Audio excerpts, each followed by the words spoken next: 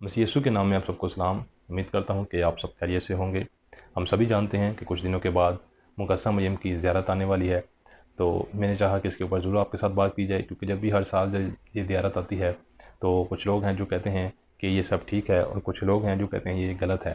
तो मैंने चाहा कि इसके ऊपर ज़रूर आपके साथ बात की जाए और आपको कलाम के मुताबिक बताया जाए कि क्या ये सब ठीक है या गलत है। और वीडियो शुरू करने से पहले मैं चाहता हूँ कि आप इस क्लिप को देखें, फिर उसके बाद बात करते हैं।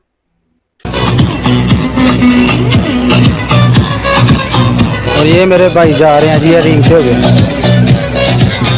ये साथ छोटा सा बच्चा भी है।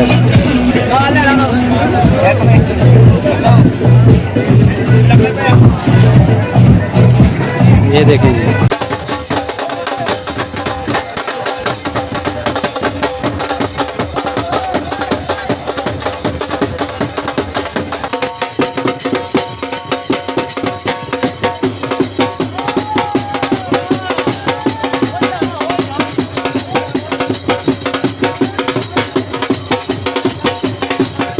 ये जो आपने क्लिप देखा, ऐसे हज़ारों लाखों ऐसे क्लिप्स हैं जो मैं आपको दिखा सकता हूँ। ये जो मनाज़र हैं ये मुक़द्दसा मरियम की ज़ियारत के मनाज़र हैं, जहाँ पर लोग जाते हैं और ऐसे काम करते हैं। कुछ लोग हैं जो घुटनों के बल चढ़ कर जाते हैं, कुछ लोग हैं जो घुटनों के बल रेंग कर जाते हैं, कुछ लोग हैं जो पैदल आते हैं और बहुत दूर दराज से आते हैं, मुक़द्दसा मरियम के पास आते हैं और उसके आगे जो है वो सजदे करते हैं। उसकी जो है वो ताजपोशी उधर की जाती है, उसके आगे जो है वो इबादत की जाती है और सजदे किए जाते हैं। क्या ये सब ठीक है? क्या ये सब कलाम के मुताबिक है? तो बिल्कुल भी नहीं, ये कलाम के मुताबिक नहीं है। तो सबसे पहले हम मरियम के ऊपर बात करेंगे। मरियम वो औरत थी कि जिसके वसीला से मसीह यीशु इस दुनिया के ऊपर आए। आप कहेंगे कि क्या भाई, मरियम का कोई रुतबा नहीं है, मरियम की कोई वैल्यू नहीं है? हो सकता है कि ये वीडियो कोई बहन कैथलिक वाली देख रही हो, कोई भाई देख रहा हो, उसके जहन में ये सवाल आता हो कि क्या भाई मरियम को इज़्ज़त नहीं देनी चाहिए? क्या मरियम को मुबारिक नहीं कहना चाहिए? क्या मरियम के आप ख़िलाफ़ हैं? तो मैं उसको बताना चाहता हूँ कि बिल्कुल भी नहीं, मैं मरियम के ख़िलाफ़ नहीं हूँ। मैंने ये नहीं कहता कि मरियम मुबारिक नहीं है। कलाम हमें कहता है कि वो मुबारिक है और वो औरतों में मुबारिक है।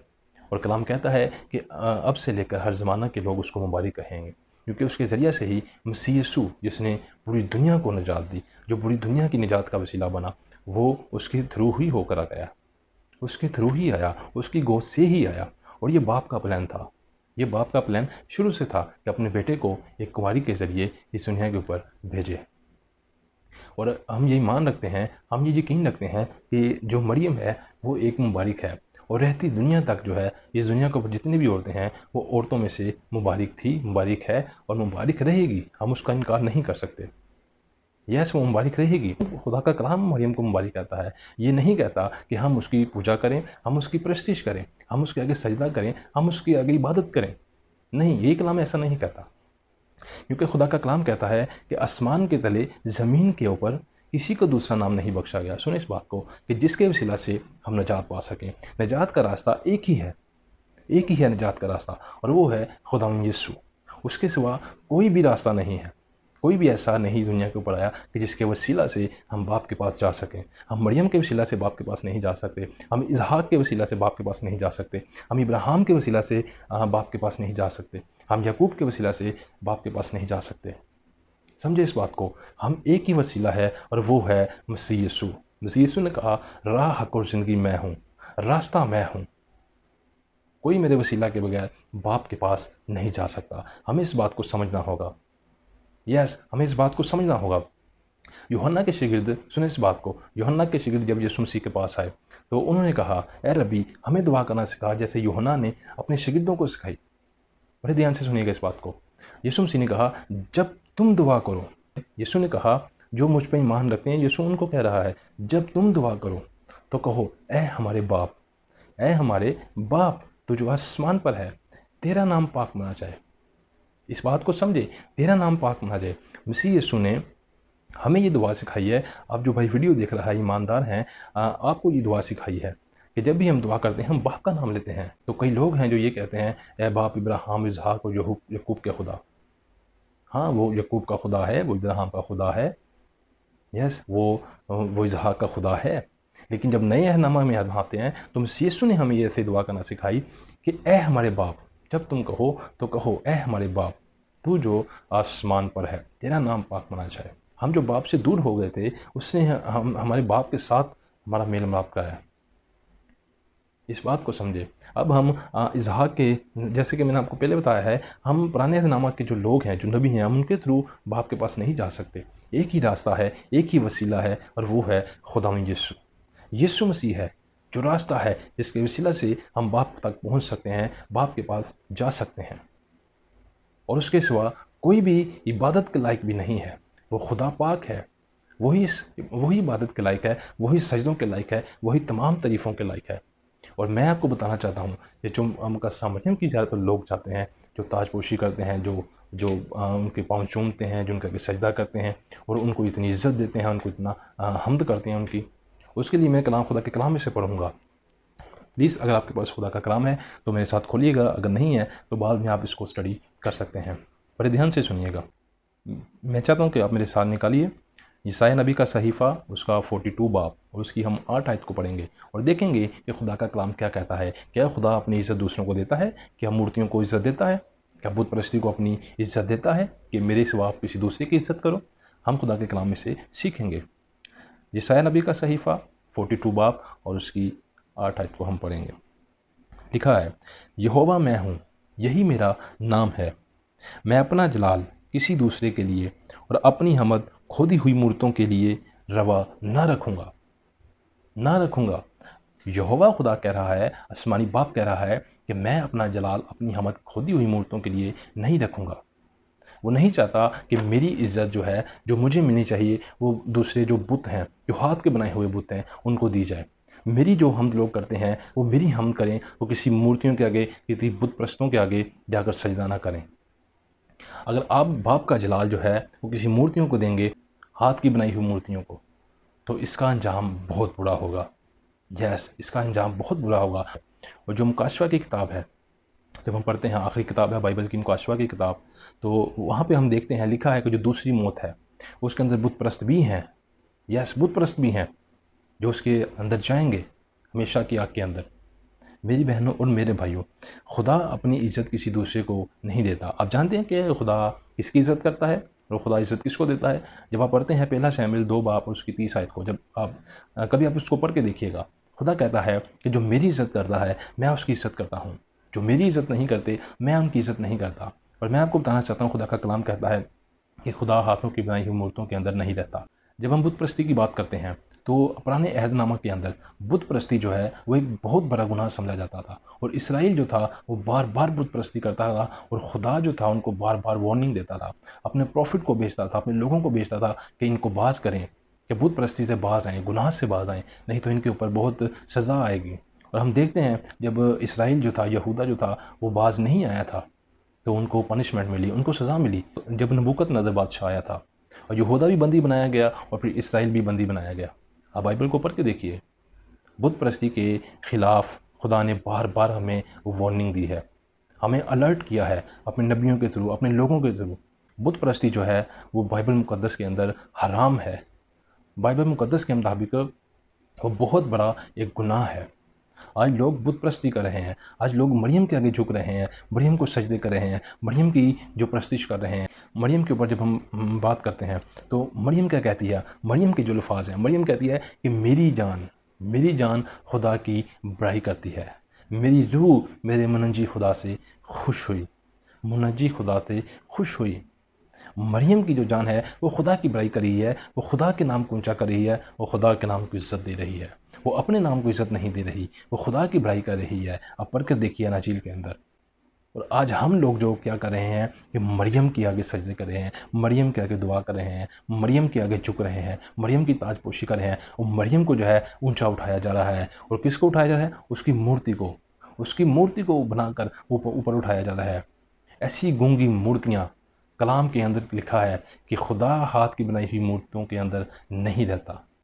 और ये वही मूर्तियाँ हैं जो पुराने अहदनामा के अंदर लोग बनाते थे, लोग इनकी परस्तिश करते थे, लोग इनकी इबादत करते थे, इनके आगे बखूर जलाते थे, इनके आगे कुर्बानियाँ देते थे।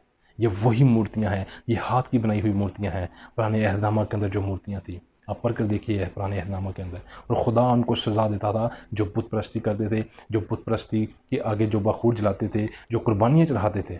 खुदा उनको सज़ा देता था, और खुदा को ऐसे लोगों से नफ़रत थी। और जो लोग नाच रंग करते हैं, ढोल की थाप पर जो नाच रंग करते हैं, खुदा ऐसे लोगों से भी नफ़रत करता है। जब मूसा पहाड़ के ऊपर गया, 40 दिन और 40 रात मूसा जब खुदा से हुक्मों को लेने गया, तो नीचे जो लोग थे वो समझते कि मूसा जो है वो रास्ते में ही रह गया है, मूसा अब नहीं आने वाला। तो उन्होंने उसके बड़े भाई हारून से कहा कि हमारे लिए एक बछड़ा बना, हमारे लिए एक बछड़ा बना, ताकि हम उसकी परस्तिश करें। और जब हारून ने, उसके बड़े भाई ने बछड़ा बना दिया, तो लोग उसकी परस्तिश करने लगे, लोग उसकी पूजा करने लगे, लोग उसके आगे दुआएं देने लगे, लोग उसके आगे दुआ करने लगे और उसको इज्जत दे रहे थे, एक मूर्ति को इज्जत दे रहे थे। और खुदा ने मूसा से कहा कि नीचे जा, देख लोग बिगड़ गए हैं, लोग बिगड़ गए। जब मूसा नीचे आता है तो वो देखता है कि लोगों ने अपना आप जो था वो बिगाड़ लिया था। लोग नाच रंग कर रहे थे, यस, लोग नाच रंग कर रहे थे, जैसे लोग आज नाच रंग कर रहे हैं। आज लोग जो थे उधर बुत परस्ती कर रहे थे, एक बछड़े की पूजा कर रहे थे, हाथ के बनाए हुए बछड़े की पूजा कर रहे थे।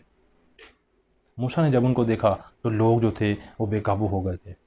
और मूसा ने लोगों को कहा, जब आप पढ़ते हैं खरूज उसका 32 बाब उसकी 27 आयत को लिखा है, तो मूसा ने लश्करगाह के दरवाज़ा पर खड़े होकर कहा, जो खुदावंद की तरफ है वो मेरे पास आ जाए। तब सब बनी लावी उसके पास जमा हो गए। मेरी बहनों और मेरे भाइयों, खुदा जो है वो बुत परस्ती से नफ़रत करता है। खुदा अपनी इज़्ज़त खोदी हुई मूर्तों को नहीं देता। खुदा अपना जलाल हाथ की बनाई हुई मूर्तों को नहीं देता। खुदा चाहता है कि मेरे लोग जो हैं, जो मुझे जानते हैं, वो मेरे पास आएँ। आज भी लोग, मैं आपको बताना चाहता हूँ, आज भी लोग ये सोच रहे हैं कि मसीह यीशु के आने में देर है, मूसा की तरह। मसीह यीशु तो नहीं नीचे आ रहे, हज़ारों साल गुज़र गए, लेकिन मसीह यीशु अभी तक नहीं आए। लेकिन आज लोगों ने क्या किया है, इस बनी इसराइल की कौम की तरह अपने आप को बिगाड़ लिया है, अपना आप बिगाड़ लिया है। लोग जो है वो मूर्तियों की तरफ जा रहे हैं, लोग जो है वो बुत परस्ती कर रहे हैं, हाथ की बनाई हुई मूर्तियों के आगे सजदे कर रहे हैं। और गैर कौमों को अगर आप देखें तो वो भी जो है वो बुत परस्ती कर रहे हैं, मिज़ारों के ऊपर जाकर कब्रों के आगे सजदे कर रहे हैं। ये सब क्या है? ये सब बुत परस्ती है। आज भी लोग बुत परस्ती कर रहे हैं। कुछ लोग मोबाइल की बुत परस्ती कर रहे हैं, सुबह दोपहर शाम हर वक्त मोबाइल को चलाते हैं। कुछ लोग जो हैं वो पैसे की बुत परस्ती कर रहे हैं और पैसों में हेर फेर कर रहे हैं, चोरियाँ कर रहे हैं। हालात जो हैं वो बुरे से बुरे होते जा रहे हैं। आज लोग बुत परस्ती कर रहे हैं, हर चीज़ की बुत परस्ती कर रहे हैं, अपने नाम को ऊंचा कर रहे हैं। आज लाइक और फॉलोअर के पीछे लोग भाग रहे हैं। यस, आज लोग जो है वो लाइक और फॉलोअरों के पीछे भाग रहे हैं कि मुझे लाइक मिल जाए, मुझे फॉलोअर मिल जाए और मेरे इतने व्यू चले जाएँ, मेरा ऐसा हो जाए, मेरा वैसा हो जाए, मेरी इज़्ज़त हो, मैं एक बड़ा आदमी बन जाऊँ, मैं एक महान आदमी बन जाऊँ और लोग जो हैं वो मुझे जानें और मुझे जो है वो सैल्यूट करें, मुझे सलाम करें और मेरी इज़्ज़त करें। आज लोग अपनी स्लीप को नहीं उठाना चाहते, आज लोग मसीह यीशु के पास नहीं जाना चाहते, क्योंकि ज़िंदगी का रास्ता, खुदा का कलाम कहता है, उसका बेटा यीशु है और यीशु मसीह के वसीला के बगैर हम बाप के पास कभी भी नहीं जा सकते। खुदा का कलाम कहता है कि हम मसीह यीशु के वसीला के बगैर बाप के पास कभी भी नहीं जा सकते। तो मेरी बहनों और मेरे भाइयों, अगर आपने इस वीडियो को एंड तक देखा है तो खुदा आपको बचाना चाहता है। खुदा नहीं चाहता कि आप किसी की बुत परस्ती करें। खुदा नहीं चाहता कि आप खुदा को जो इज़्ज़त देते हैं वो किसी दूसरे को इज़्ज़त दें। खुदा नहीं चाहता कि आप उसकी हम जो है वो किसी और को दें, उसकी इज़्ज़त उसको देने की बजाय आप किसी मूर्ति को दें। खुदा ऐसा नहीं चाहता। खुदा चाहता है कि मेरे लोग जो हैं, जो मेरे नाम से कहलाते हैं, वो मेरे पास आएँ। यस, और मैं आपको बताना चाहता हूँ, हमेशा की ज़िंदगी इन मूर्तियों के बीच में नहीं है, हमेशा की ज़िंदगी इन बुत परस्ती के बीच में नहीं है। हमेशा की ज़िंदगी खुदा का कलाम कहता है उसके बेटे यीशु में है। राह, हक और सच्चाई उसका बेटा यीशु है। उस पर ईमान लाएं, यीशु मसीह पर ईमान लाएं और उसकी महिमा करें और उसकी इज़्ज़त करें। खुदा का कलाम कहता है, जब आप पढ़ते हैं यूहन्ना 15 बाब उसकी 8 आयत को, तो लिखा है कि बाप का जलाल उसी से होता है कि तुम बहुत सारा फल लेकर आओ।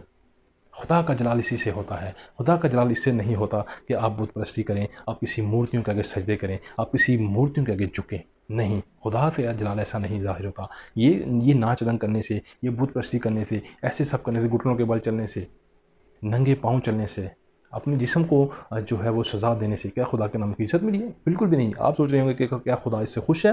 बिल्कुल भी नहीं।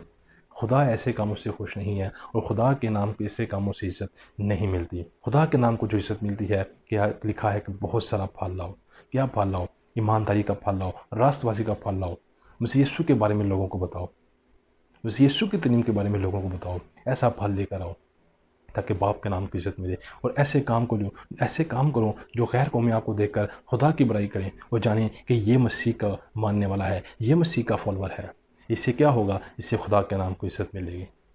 इससे ऐसे कामों से खुदा के नाम को इज़्ज़त मिलेगी। तो मेरे बहनों और मेरे भाइयों, जो लोग इस वीडियो को देख रहे हैं, मैं चाहता हूँ कि इस मैसेज को अपने तक महदूद मत रखिएगा। इसको दूसरे बहन भाइयों के साथ भी शेयर कीजिए ताकि वो भी जान सकें कि राह, हक और सच्चाई क्या है। क्या एक बुत परस्ती है या एक ज़िंदा खुदा का नाम है? प्लीज़ इस वीडियो को लोगों तक ज़रूर पहुँचाएँ ताकि लोग भी इसके बारे में जानें। फिर मिलेंगे एक और नई वीडियो के साथ। तब तक आप अपना ख्याल रखें। God bless you.